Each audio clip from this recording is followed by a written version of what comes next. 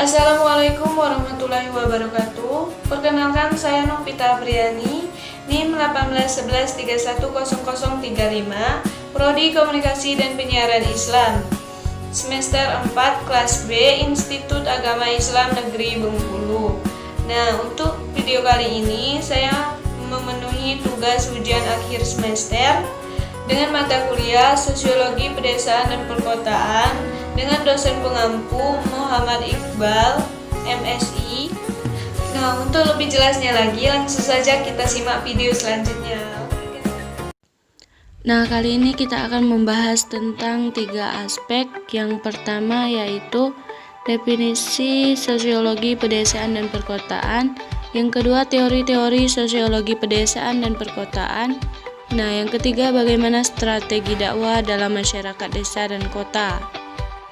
Langsung saja, yang pertama itu pengertian sosiologi pedesaan.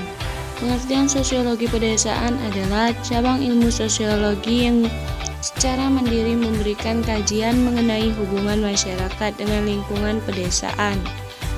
Hubungan yang dimaksudkan ialah hubungan sosial melalui proses interaksi yang dilakukan secara individu atau kelompok. Sedangkan pengertian sosiologi pedesaan menurut para ahli, yang pertama itu Sanderson.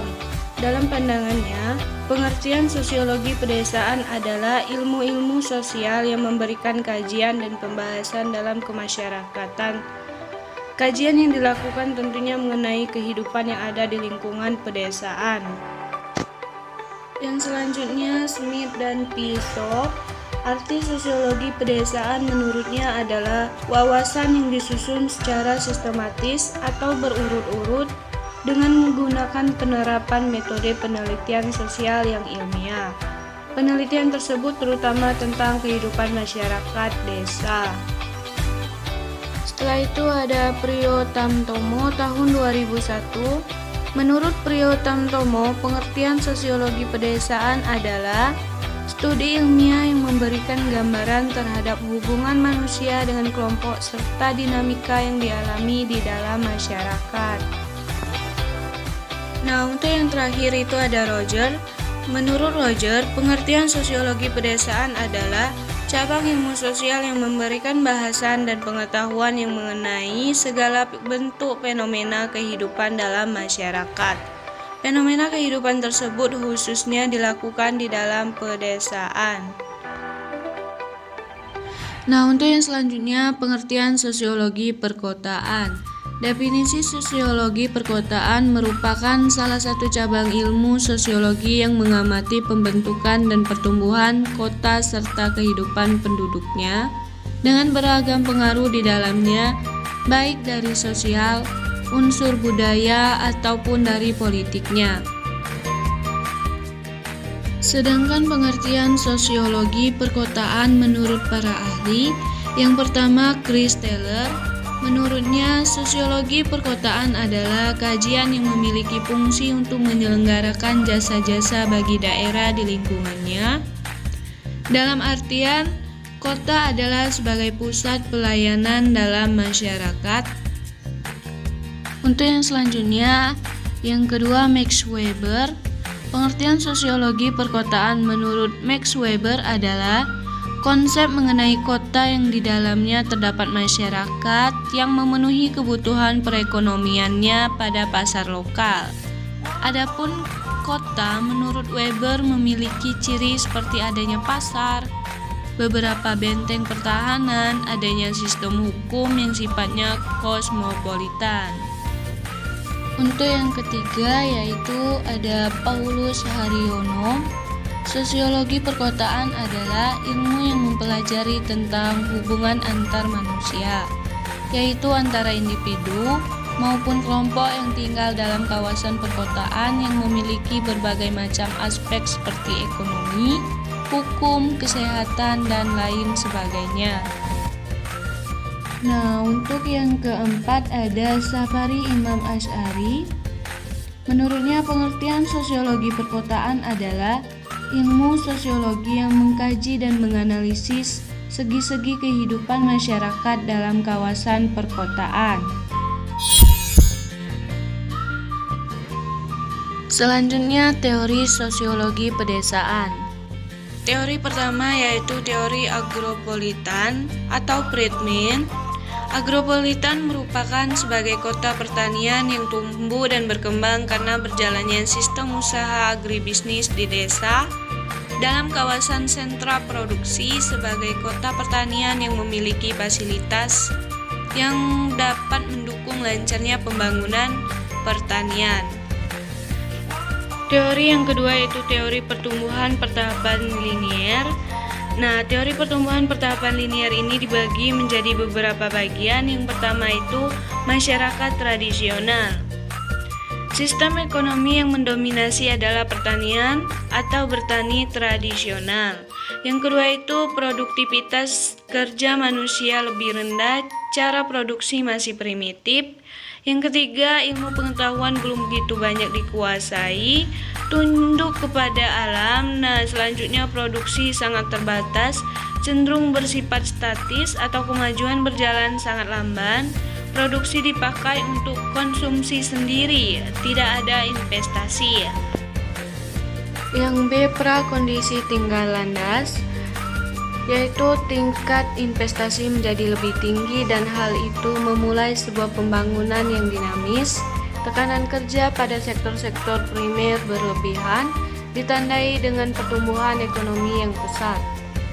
Yang C, tahap prasyarat tinggal landas, yaitu masa transisi di mana masyarakat mempersiapkan dirinya untuk mencapai pertumbuhan atas kekuatan sendiri. Pertumbuhan ekonomi akan terjadi secara otomatis, tingkat investasi tinggi sehingga mempercepat pertumbuhan ekonomi.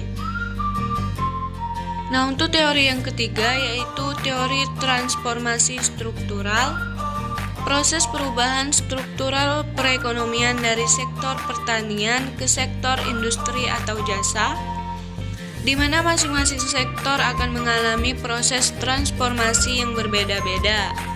Perubahan struktur ekonomi diartikan sebagai proses industrialisasi.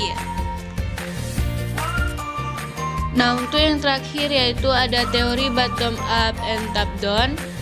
Teori ini dibagi menjadi dua. Yang pertama itu pendekatan partisipatif.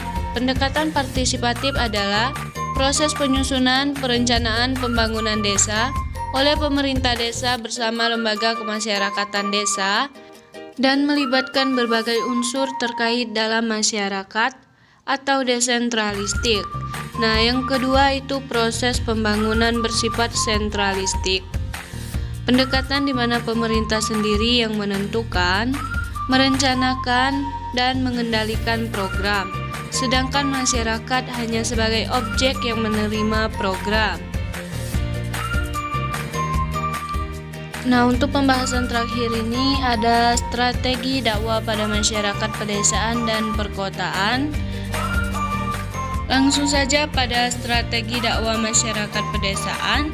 Yang pertama yaitu strategi dakwah dengan metode bilisan, yaitu menyampaikan dakwah di mimbar pengajian atau lebih tepatnya ceramah ataupun pidato.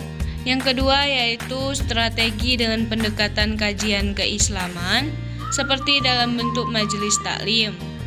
Nah, yang ketiga strategi dengan pendekatan sosial.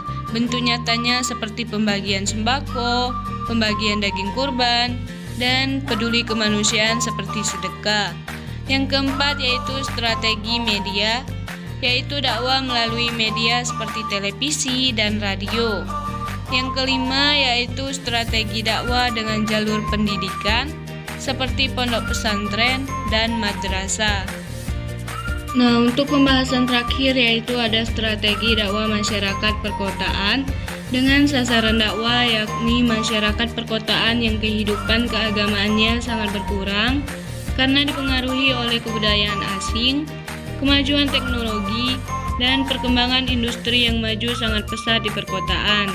Adapun strateginya yaitu yang pertama, strategi dengan pendekatan kajian keislaman seperti dalam bentuk majelis taklim. Yang kedua, strategi dengan pendekatan sosial, bentuk nyatanya seperti pembagian sembako, pembagian daging kurban, dan peduli kemanusiaan seperti sedekah. Yang ketiga yaitu strategi media, yaitu dakwah melalui media, baik media penyiaran maupun media online yang berbentuk audio visual. Yang keempat yaitu strategi dakwah dengan menggunakan metode dakwah bil tadwin atau pola dakwah dengan pola melalui tulisan seperti menerbitkan kitab-kitab, buku motivasi, internet, dan lain sebagainya. Nah, yang terakhir yaitu strategi dakwah dengan jalur pendidikan seperti pondok pesantren dan madrasah.